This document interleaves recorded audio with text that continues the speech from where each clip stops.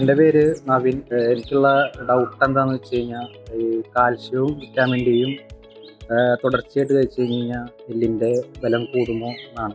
നമസ്തേ, ഞാൻ doctor Ajay Kumar, senior consultant orthopaedic surgery, Apollo Adlux hospital. ഇപ്പോൾ ചോദിച്ച ചോദ്യം വളരെ പ്രസക്തമാണ്.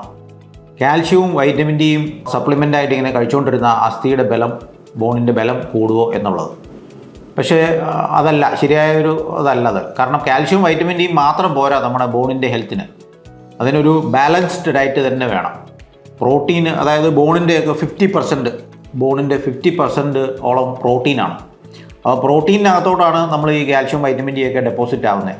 അപ്പം പ്രോട്ടീൻ നമ്മൾ ഭക്ഷണത്തിൽ ഉൾപ്പെടുത്തിയാലേ നമുക്ക് ബോണിന് നല്ല ഹെൽത്ത് കിട്ടത്തുള്ളൂ. പക്ഷേ ഈ പ്രോട്ടീൻ നമ്മൾ കഴിച്ചുകൊണ്ട് നേരിട്ട് പ്രോട്ടീൻ അങ്ങ് വന്ന് ബോണിലോട്ട് പിടിക്കത്തില്ല.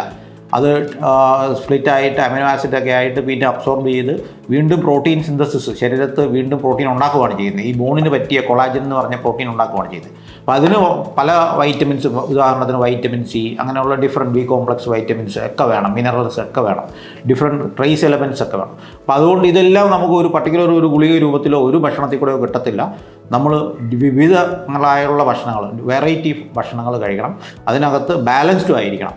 ഒരു പർട്ടിക്കുലർ എലമെൻറ്റ് കൂടി പോയതുകൊണ്ട് നമുക്ക് ഗുണം കിട്ടുന്നില്ല. അപ്പോൾ carbohydrate, proteins, fats, vitamins, minerals, trace elements ഇതെല്ലാം നമ്മുടെ ഭക്ഷണത്തിൽ ഉൾപ്പെടുത്തണം.